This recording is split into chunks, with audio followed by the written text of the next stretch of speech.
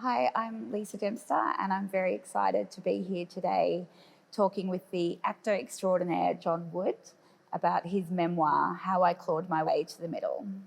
John, reading your memoir, it's very clear that you have such a strong passion for the theatre.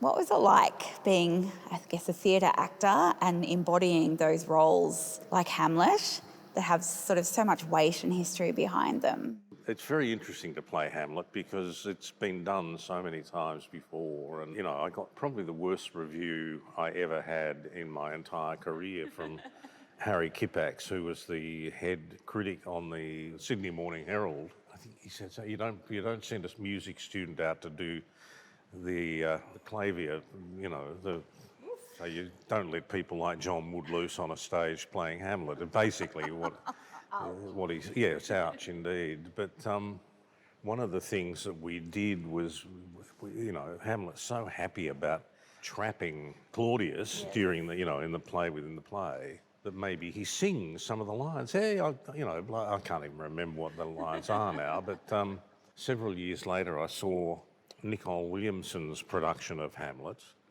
And Nicole Williamson, his production was very famous at the time we did ours. And I remember seeing it several years later on television, and he did the same thing. Everybody thought that was genius, that he did it. And I certainly wasn't copying him because I didn't know what he'd done. But he forgot his lines one night, and it started to do. I don't think it was the to be or not to be speech. It was, oh, what a rogue and peasant slave am I. And he just walked off. And if I'd done that, I would have been crucified. No, I was going to say, how does that go down in a live performance? Well, apparently the people in New York didn't mind it, but the great thing about the greatest thing about that was that many years later, many years later, I was on tour with either the club or a show called Carpe Diem, which was a men's health play. A woman came up to me, she would have been in her 40s, and she had seen my Hamlet as a schoolgirl, and it changed her life. Oh, how wonderful. And you think, like it actually really did speak to the school students that saw it. And I mean, she wasn't the only example of someone that came up to me and said that. And so I sort of felt a certain pride that I'd helped them understand that great play, despite Mr. Kippax's misgivings. And as an actor, how do you prepare to embody a character, particularly in theatre, which is such a visceral experience, such a being a live experience? Look, you've got a rehearsal period in which to do it, and you've got a director advising you on things that you're missing in the text,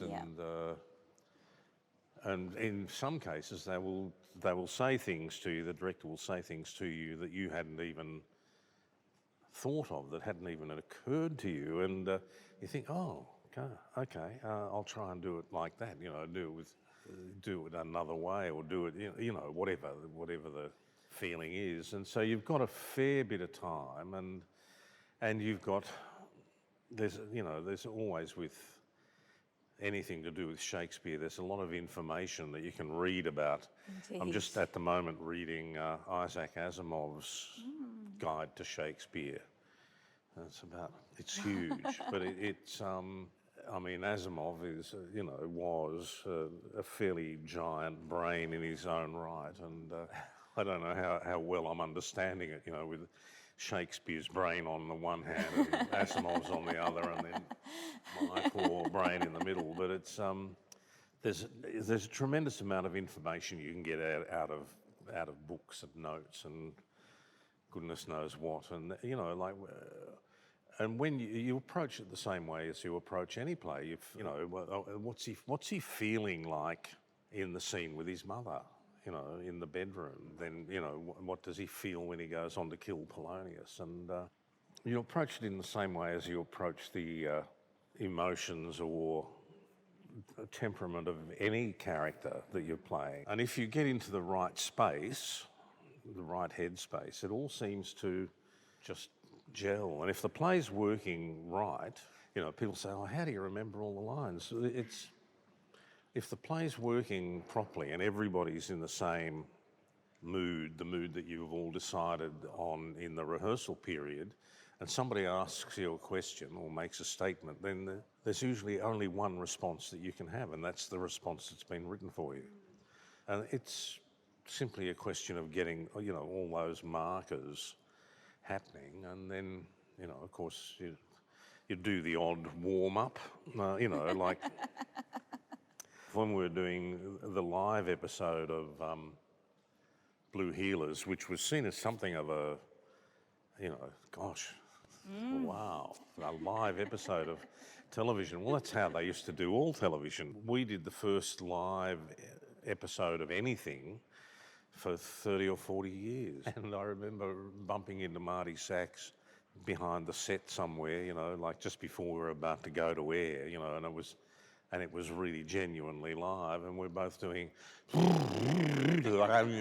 voice exercises, which on television, of course, you don't need because you've got microphones that pick up every nuance of sound and every stomach rumble, and every time you bump the lead. And but, you know, like we were obviously both so nervous that we were doing voice exercises, which was totally unnecessary because there was no projection involved at all.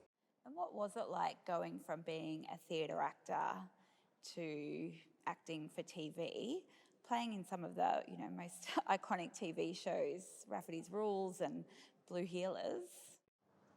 I'm not really sure what there obviously is a difference, and I'm not sure how big the difference is, which is probably why I don't get much work in movies, because I don't know the difference between and, you know, the thing you always forget, the one lesson that I did have about acting is that, you know, if you raise your eyebrow, you know, and I'm not very good at raising one eyebrow and not the other, but if you raise your eyebrow on camera, you know, like that's on a screen, and every time you move anything on your face, it's this huge, huge response, which, of course, in the theatre, you know, you can't see. You're not seeing something 40 feet wide. What you're seeing is just this little head here, and the eyebrows go up, and it's almost imperceptible. And on stage, on television, you know, like if you think about television, and, you know, we do a lot of close-ups on television, but for the most part, if you're running around on television, you're about that big. You know, you're an inch tall, you know, and that's your whole body. You know, so there are big differences in the way things occur, and, you know, people in the front row get a very different perspective on a performance to the people in the back row or up in the gods. You know, it's you know, if you're up in the gods, you're basically looking down on people's heads. You know, so which is why actors, of course, when they're on stage, work like that. You know, so they actually give some of their face to the people up there in the gods. But you know, at the same time, you've got to be within the character and within that character's emotional train of thought, and, you know, so there's a bit of technique involved. And I don't know whether, you know, like for me, I think it mostly comes naturally. You know, like it's. Television, I don't do anything much different for television than I do on stage. You know, so I guess I'm a bit big on telly even, you know, let alone the movies. And one of the great things I've always felt was that Rafferty's Rules was enormously successful, but the four central characters, myself as Rafferty, Catherine Wilkin as Pauline, Simon Chilvers as Sergeant Flicker, and Archie Michael as Fulvio, was that we were all basically theatre actors. Right. And we had a great relationship with each other.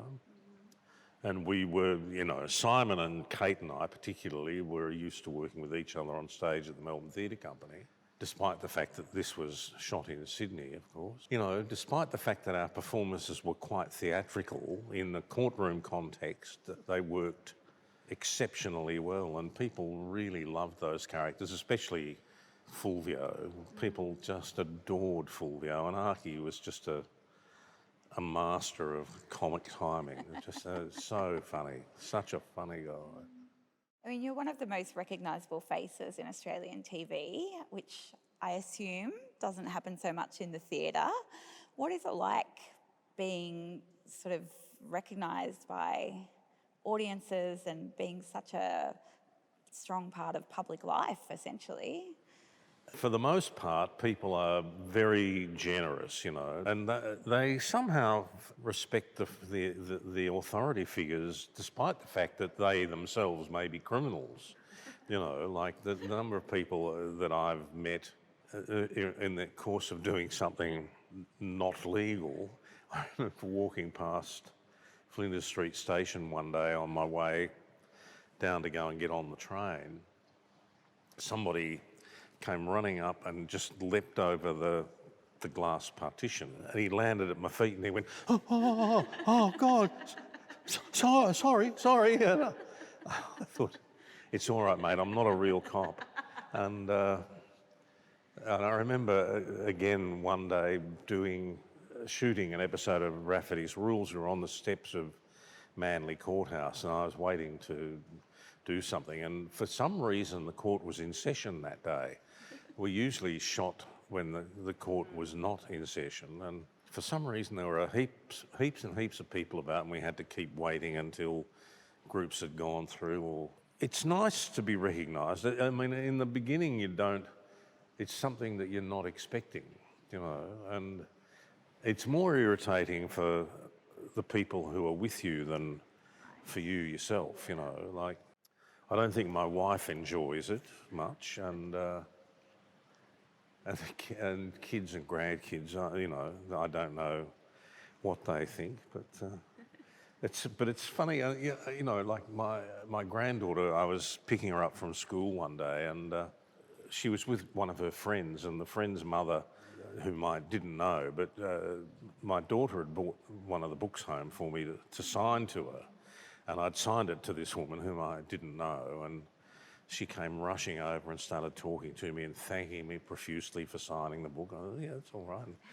And blah, blah. She went and got in the car, and my granddaughter said, "How famous are you?" And I couldn't tell her. I mean, I wouldn't have a clue. For the most part, it's really quite nice because people like the characters, and, I've never had anybody come up with a gun and say, "I've always wanted to shoot you, you copper bastard." But, that's more good luck than good management, I think. But it's quite pleasant, and, then when it doesn't happen at all... That's even worse, isn't it? They've forgotten me already? No, it's not quite like that. But I was in St Kilda the other day, 2 days ago. We did a reading of a new play at the Alex Theatre, and... had a coffee out on the street next door to the George Hotel, and I said, "This is just like, people have been nodding to me and saying hello," and it just didn't occur to me. I thought, this is just like home. It's such a homely place. And they said, "Well, it's only because they know you." Oh, yes, okay, stupid man, but I was amazed at the level of recognition. So, John, you've written the memoir, How I Clawed My Way to the Middle. When you look back on your career, which has been such a long and successful career, what do you think about it? What's your feeling about all those decades? Well, there's a certain level of pride. With a show like Blue Heelers, for example, you expect maybe to get a season out of it, which is 13 weeks. And we did 12 years, 510 episodes or something. And with Rafferty's, we did 110 episodes. And it's, the expectation is you might get 3 months' work. And with Rafferty's, I got 5 years, and with Blue Heelers, I got 12 years. But the expectation is normally, like with theatre, you do 4 weeks rehearsal, and then maybe 6 to 8 weeks playing, and then And you create this situation in the rehearsal space, and then you come on stage and you do it with an audience, and there's a tremendous closeness about that group of people working together, and it's always quite heartbreaking when it finishes. You know, the end is always, for everyone, quite a wrench. You know, but you know it's going to finish.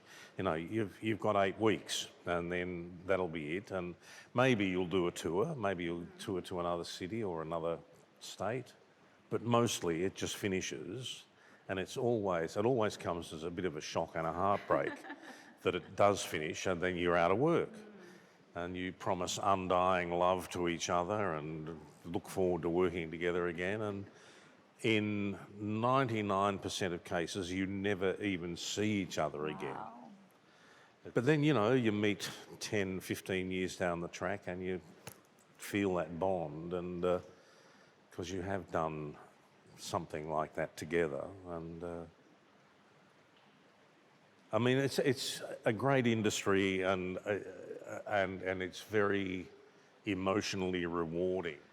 And I absolutely adore working on stage. I'm aware now of how important it is, and you know, if you've got something important to say. When I was young, if you had anything important to say, you copied Bob Dylan and wrote songs. And if you have anything important to say now, and for the last 40 years, last 30 years, you work on television. You know, like, that's where the audience is, sitting at home watching you making a fool of yourself. Now, John, you've done acting, you've written a memoir. My final question to you is, what does the last chapter, or the next chapter for John Wood hold? The next chapter, yes, let's not think of it as the last chapter. Excuse me. No, look, since the COVID thing, everybody would be well aware that the arts industry has been totally wiped out. I don't know when theatres will open again and operate fully. There's a good chance that won't happen this year. I'm about to do a show with Max Gillies and Jean Kitson called Mono, which I believe is a fairly unfortunate phrase these days, because it's got something to do with cold sores, but it's basically a series of monologues that the three of us do. And Oh, fantastic. and that starts rehearsing at the end, or the 1st of March. We start rehearsing that. We play Sydney and the regions of New South Wales. We play Dubbo, and we open in Wyong, which is just south of Newcastle, near Gosford, and then we do Dubbo and Orange and Bathurst, and come back into Sydney and do Penrith and Glen Street. But it's encouraging that the theatres may be allowed to be full, and that people may even want to come and see us. You never know. Indeed. Thank you so much for your time today, John. Really appreciate it. Thank you. Thanks.